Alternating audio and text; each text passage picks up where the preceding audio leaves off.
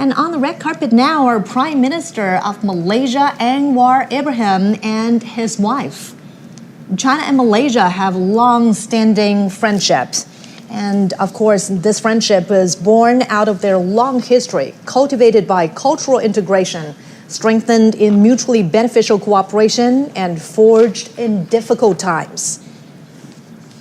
In April, they agreed to build a high-level strategic China-Malaysia community with a shared future.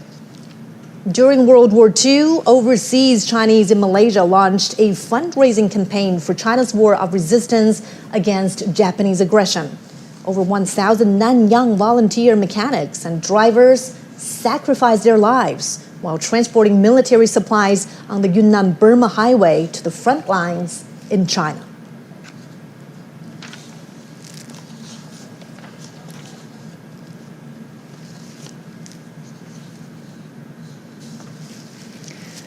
Now you're looking at live pictures at the Duanmen Gate, where international dignitaries are continuing to arrive for a red carpet that's rolled out in their honor.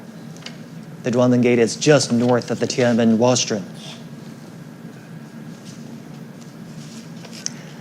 On the red carpet now is Thongloun Sisilith, General Secretary of the Lao People's Revolutionary Party Central Committee and the President of the Lao People's Democratic Republic.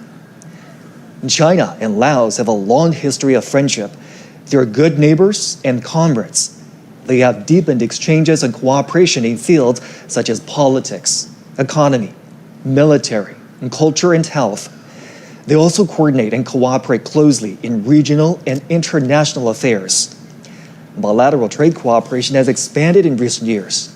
China is Laos's biggest investor, second exporter, and second largest trading partner. The China-Laos Railway has earned the name of the Golden Passage due to record volume of passengers and freight.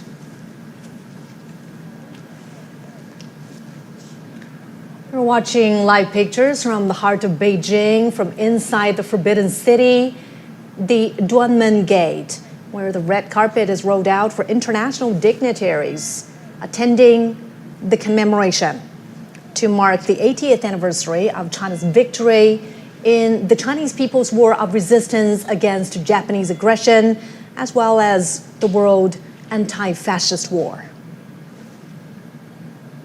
Heads of state and government are continuing to arrive at Duanmen Gate.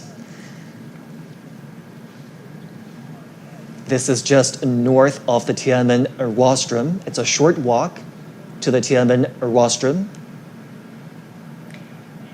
China held another commemoration to mark its V-Day 10 years ago in 2015. And it was in that commemoration that heads of state, as well as leaders from international organizations, also attended. And this is certainly a show of solidarity.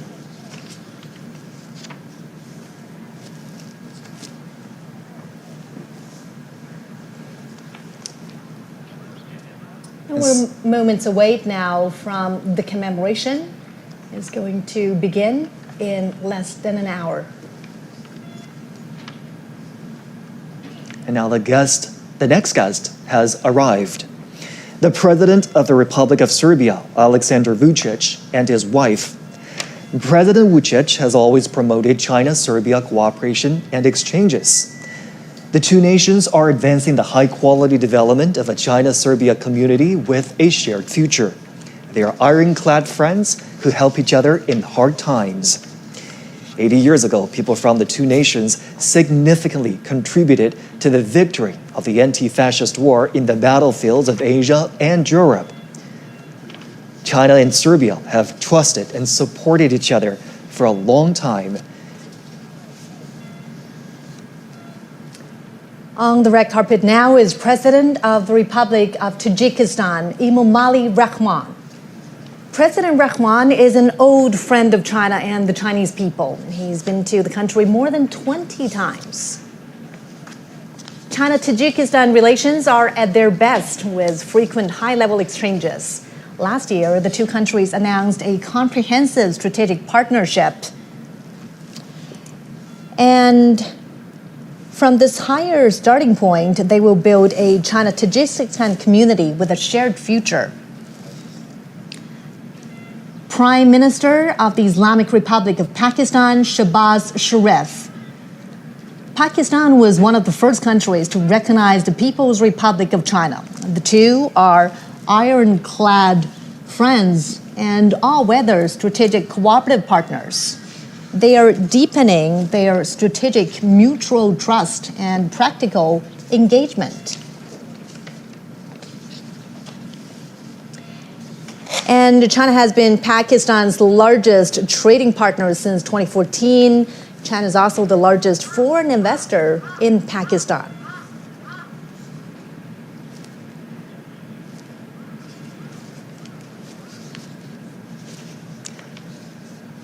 Next, the President of the Republic of Belarus, Alexander Lukashenko. This is Lukashenko's 16th visit to China. China and Belarus have treated each other with sincerity and trust. As all-weather, comprehensive strategic partners, the two have maintained close, high-level exchanges and achieved milestones in their expanded bilateral cooperation. On May the 9th, the Chinese PLA Guard of Honor attended the military parade in the Belarusian capital of Minsk to commemorate the victory of the former Soviet Union's Great Patriotic War. President of the Republic of Zimbabwe, Emmerson Mnangagwa. In 2024, President Mnangagwa made a state visit to China and attended the China-Africa Cooperation Forum Summit in Beijing. He did his military training in China in the 1960s and had a deep bond with the Chinese People's Liberation Army. The two countries and the two parties share similar thoughts. Now, President of the Islamic Republic of Iran, Masoud Pezeshkian, and his daughter, Zahra Pezeshkian. China and Iran have a long-standing friendship. In their 54 years of diplomatic ties, their relations have always been stable and healthy. In 2016, Chinese President Xi Jinping made a state visit to Iran. The two countries established a comprehensive strategic partnership.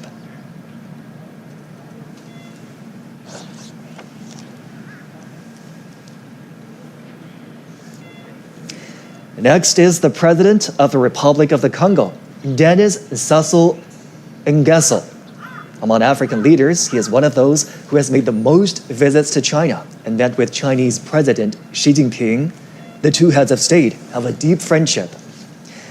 The Republic of the Congo is China's ironclad friend. Bilateral ties were upgraded to a comprehensive strategic cooperative partnership in 2016. The two countries marked the 60th anniversary of diplomatic ties last year, when President Sassou was in Beijing for a state visit in the Forum on China-Africa Cooperation Summit.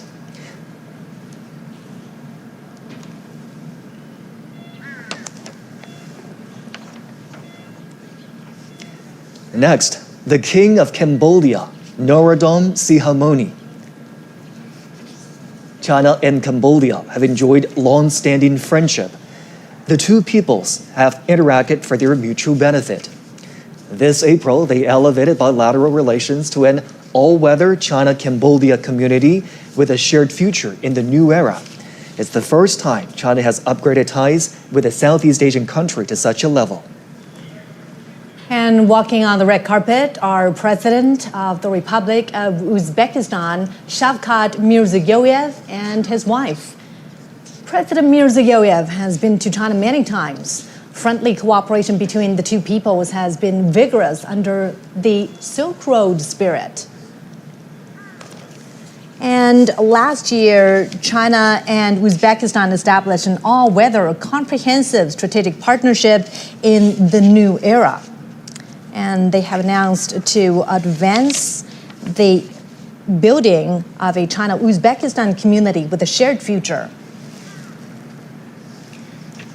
President of the Socialist Republic of Vietnam, Luong Nguyen.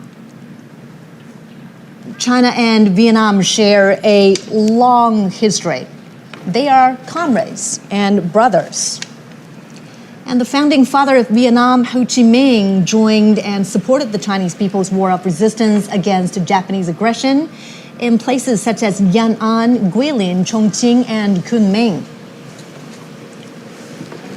This year is the 75th anniversary of their diplomatic ties. It's also the year of cultural exchanges between the two sides. China and Vietnam have deepened their relations in recent years with frequent visits and contact between leaders of the two countries.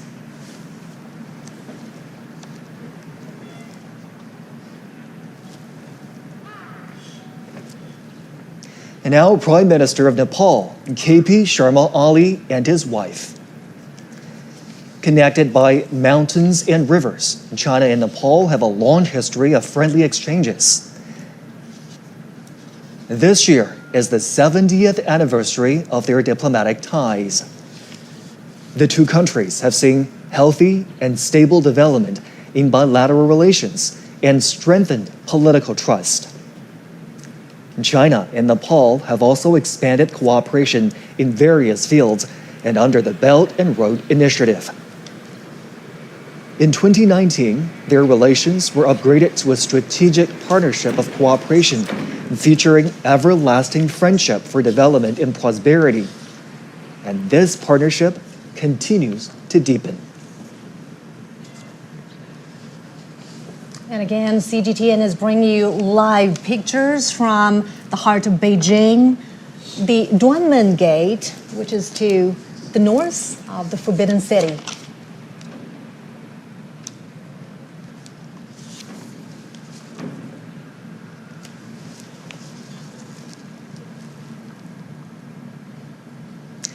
On the red carpet now, President of the Republic of Kazakhstan, Kassym-Jomart Tokayev. China and Kazakhstan relations have been tested by changes and challenges, but they always remain at a high level. China and Kazakhstan raised bilateral ties to a permanent, comprehensive strategic partnership in 2019.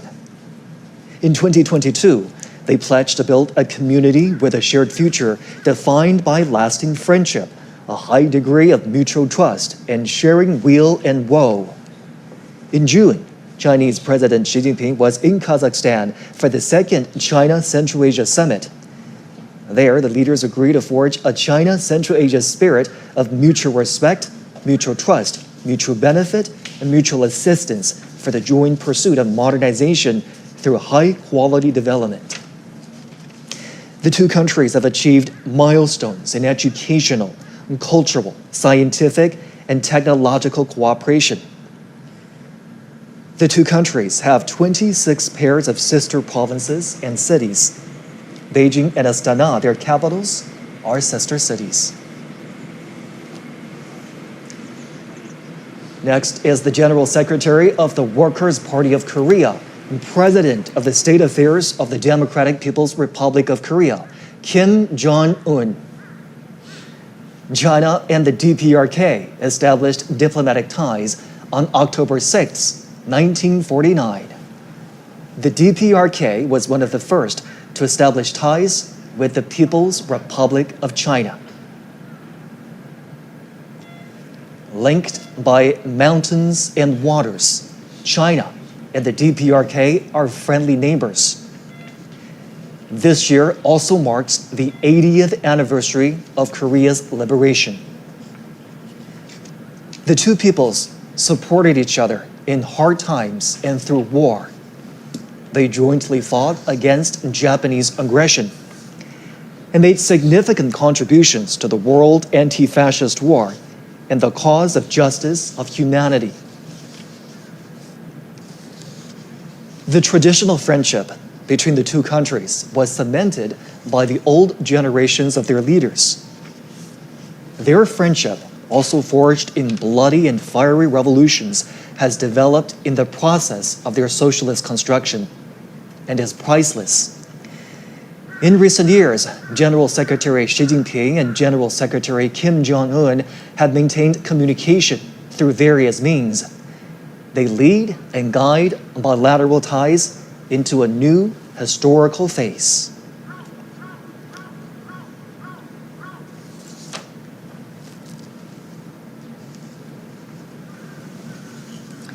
At the invitation of Chinese President Xi Jinping, dozens of heads of state and government will attend today's commemoration in Beijing. On September 3rd, China marks its V-Day, and this is the 80th anniversary of the victory in the Chinese People's War of Resistance against Japanese aggression and the World Anti-Fascist War. Again, another look at the Duanmen Gate just north of the Tiananmen rostrum. The red carpet has rolled out to welcome the arrival of international dignitaries. We've been tracking the arrival of heads of state and government for you right here on CGTN. One by one, their motorcades pulled up, and the leaders arrive for the commemoration of the 80th anniversary of the victory of the Chinese People's War of Resistance against Japanese aggression and the World Anti-Fascist War. A commemoration ceremony and a grand military parade are going to take place on Tiananmen Square and along Chang'an Avenue in less than an hour. We have different teams of reporters covering this event for us. Obviously, the military parade will be the highlight of the day and the highlight of the commemoration. We do understand that new armaments and equipment will be shown in that military parade. They are domestically made, and also they are all active combat gear. And at this moment, the Tiananmen Square is decorated and ready for the commemoration. Troops and armaments, as we speak, are lining up along Chang'an Avenue. They're ready for the inspection of the Commander-in-Chief.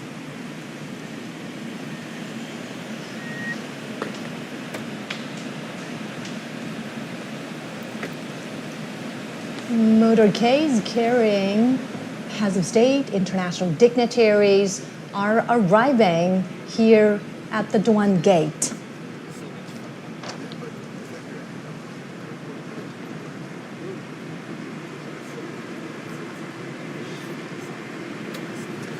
On the red carpet right now is President Prabowo Subianto of the Republic of Indonesia.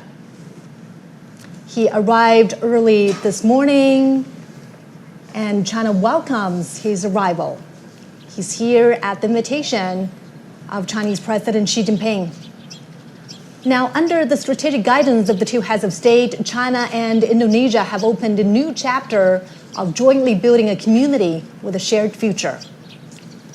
During World War II, Chinese people living in Indonesia donated money and supplies. Many of them returned to China to join the resistance and became heroes. Renowned Chinese writer and anti-fascist intellectual Yu Dafu traveled to Southeast Asia to join the resistance. And he was killed in Sumatra, Indonesia. He wrote, "Our generation should sacrifice for the war of resistance." President Prabowo made a state visit to China soon after his presidential inauguration in 2024. China and Indonesia are traditional friends and neighbors. And it was in this year that China and Indonesia embarked on a new chapter of bilateral ties by building a community with a shared future.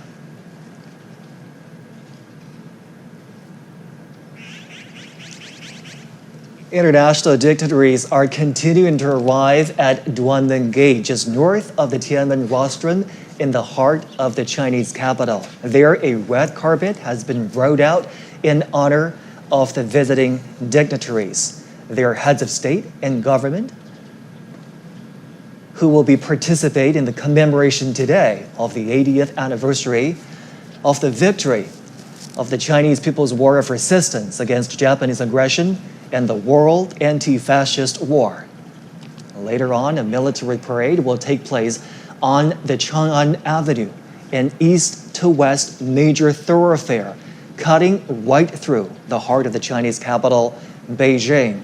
CGTN will have full coverage of the commemoration today. Make sure you do stay with us right here on CGTN.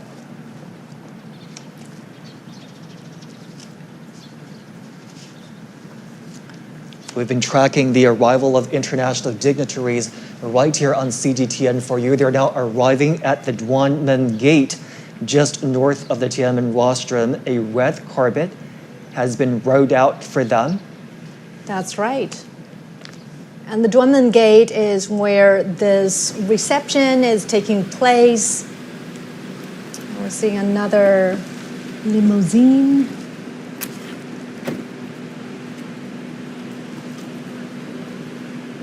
President of the Russian Federation, Vladimir Putin.